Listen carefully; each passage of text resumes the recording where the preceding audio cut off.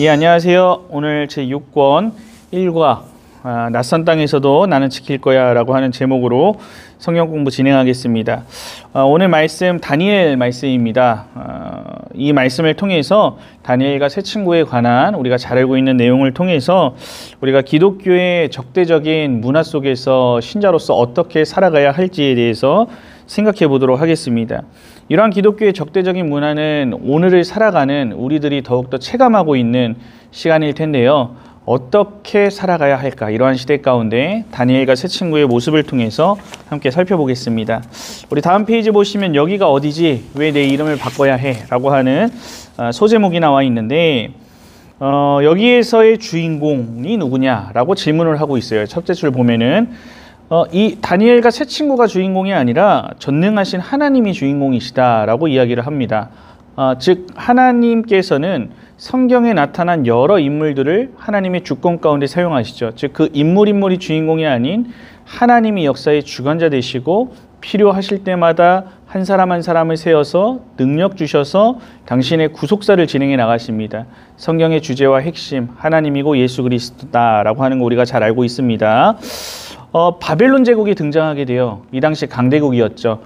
아주 강한 나라였는데 다니엘과 세 친구가 정복을 당해서 그 나라에 팔려가게 됩니다. 이들은 그렇기 때문에 고향에서 멀리 떠나왔어요. 하지만 이러한 상황, 인간적인 시선으로 보면은 참 좌절되고 절망되고 하나님이 나를 버리셨나? 이렇게 생각할 수도 있는 상황이지만 절대로 그렇지 않음을 성경은 증거합니다. 이 상황 또한 하나님의 주권 가운데 놓여 있던 상황이었고 하나님의 일하심을 다니엘과 세 친구의 모습을 통해서 보게 됩니다. 또 결국엔 어떻게 됩니까? 이들의 신실한 신앙인의 모습으로 하나님의 영광이 드러나게 됨을 성경을 통해서 확인할 수가 있습니다. 자, 하나님의 백성으로 이들이 악한 바벨론 제국에서 빛과 소금의 삶으로 사명을 감당하기 위해서 하나님 앞에 여러 가지 연단을 받아야만 했던 것이죠. 그리고 그 연단의 내용들이 오늘 본문을 통해서 기록이 되고 있습니다. 오늘 다니엘 1장 1절에서 7절까지의 말씀, 오늘 저는 읽지는 않겠지만 여러분들 함께 읽어주시고 꼭 그 내용을 이어가시면 되겠습니다. 그렇다면 바벨론에서 이들이 당했던 문화적인 도전들이 어떤 게 있었나요?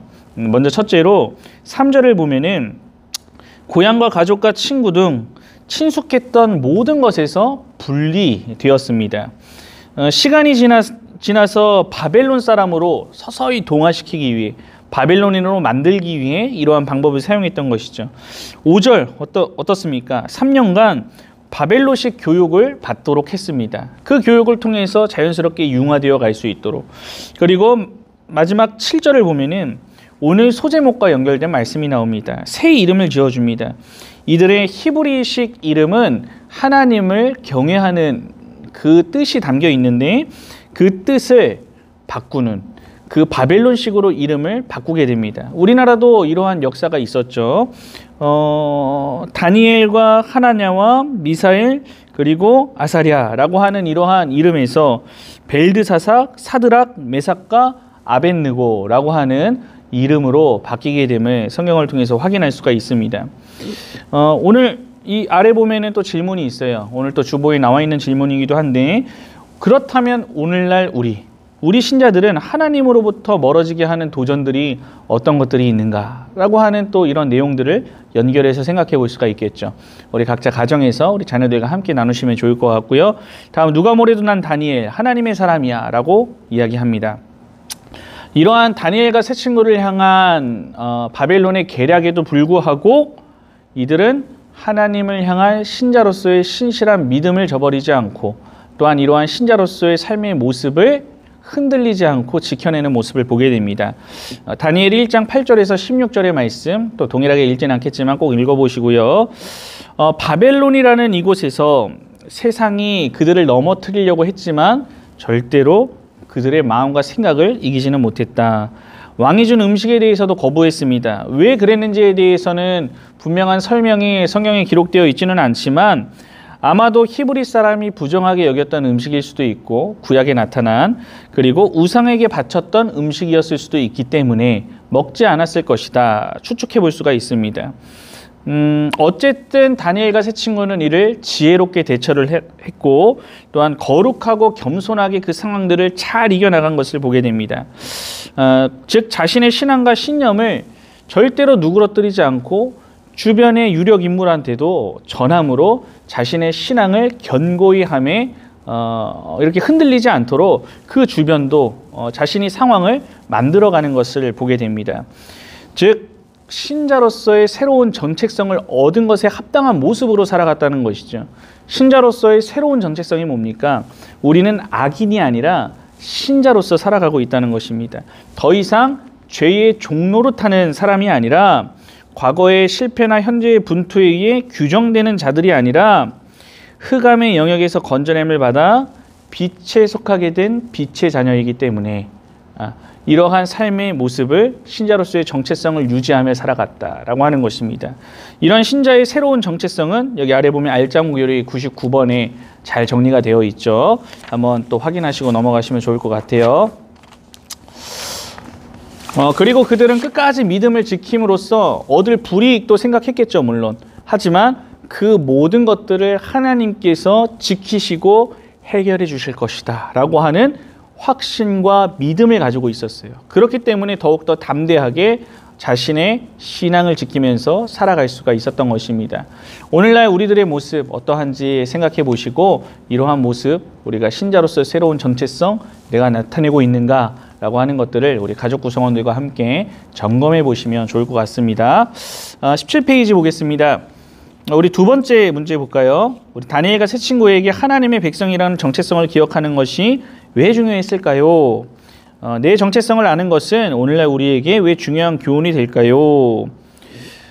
자신이 누구인지를 알고 더 나아가서 내가 누구에게 속했는지를 아는 것. 내가 사단에 속한 것이 아니라 내가 하나님의 자녀, 빛의 자녀로서 살아가고 있고 하나님께 속해 있구나라고 하는 것.